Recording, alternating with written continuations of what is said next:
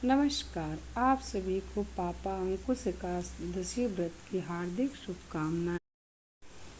ओम कृष्णाय वासुदेवाय नमः। हरे प्रातमान्ये प्रणतः क्लेशनाशाय गोविंदाय नमो नमः। तो आइए पापा अंकुश एकादशी व्रत की कथा का श्रवण करते हैं। शास्त्रों में एकादशियों को मनुष्यों का उद्धार करने के लिए परम कल्याणकारी माना गया है। एकादशी से जुड़ा एक प्रश्न यह है कि सभी एकादशियों को पापों का विनाश करने के लिए माना जाता है, तो इस पापांकुशा एकादशी में ऐसा खास क्या है?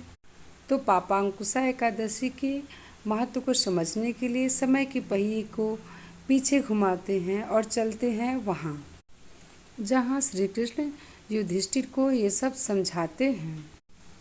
युधिष्ठिर जी अपने मार्गदर्शक श्री कृष्ण से पूछते हैं कि हे प्रभु, अश्विन मास में शुक्ल पक्ष की एकादशी कौन सी है और इस एकादशी का क्या महत्व है?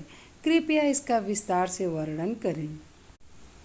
श्री कृष्ण कहते हैं कि आज मैं पापांकुशा एकादशी व्रत के महत्व का विस्तार से वर्णन करूं।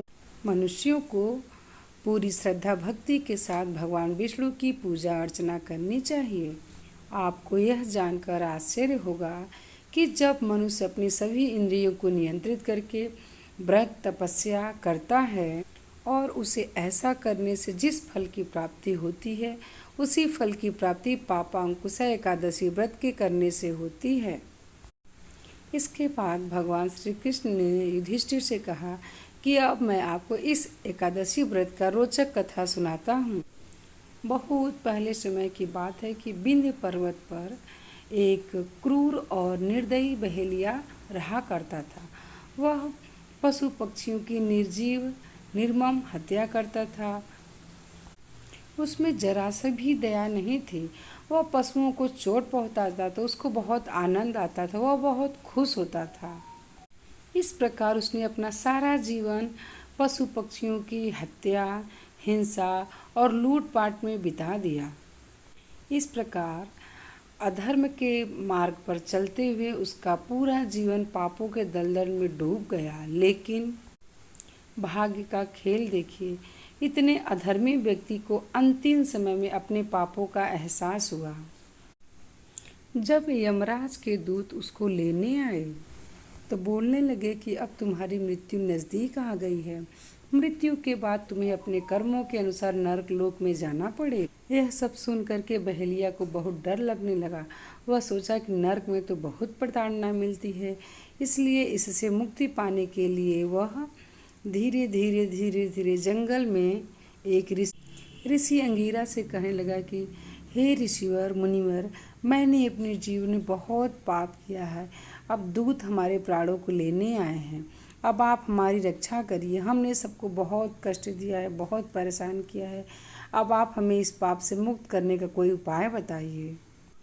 आप तो धर्म ज्ञानी हैं, अंतर्यामी हैं, सब कुछ जानते हैं।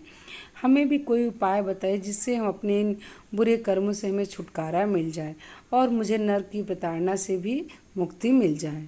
यह सुनकर ऋषि बोले कि तुमने तो अपना सारा जीवन अधर्म और कुकर्मों में बिताया है, लेकिन यदि तुम अपने पापों का प्रायश्चित करना चाहते हो तो अश्विन मास के शुक्ल पक्ष की एकादशी पापांकुश एकादशी का व्रत और इस दिन भगवान विष्णु की पूजा अर्चना श्रद्धा भक्ति के साथ करो।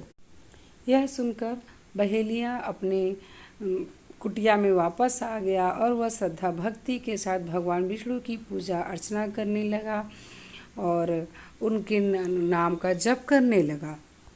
अब श्री कृष्ण युधिष्ठिर से बताते हैं कि हे युधिष्ठिर, इस धरती पर केवल श्री हरि के पवित्र नामों का उच्चारण करने मात्र से ही व्यक्ति के सभी पाप दूर हो जाते हैं और श्री हरि नाम का उच्चारण अगर एकादशी के दिन किया जाए तो व्यक्ति को मोक्ष की भी प्राप्ति होती है। इसलिए मनुष्य जो मोक्ष का इच्छुक हो और अपने पापों को नष्ट करना चाहता हो तो उसे पापांकुशा एकादशी का व्रत पूजन अवश्य करना चाहिए। जो भी व्यक्ति श्रद्धा के साथ पूजा करता है, अर्चना करता है और भगवान श्री हरि का नाम लेता है, भगवान उसके सभी कष्ट को दूर करते हैं।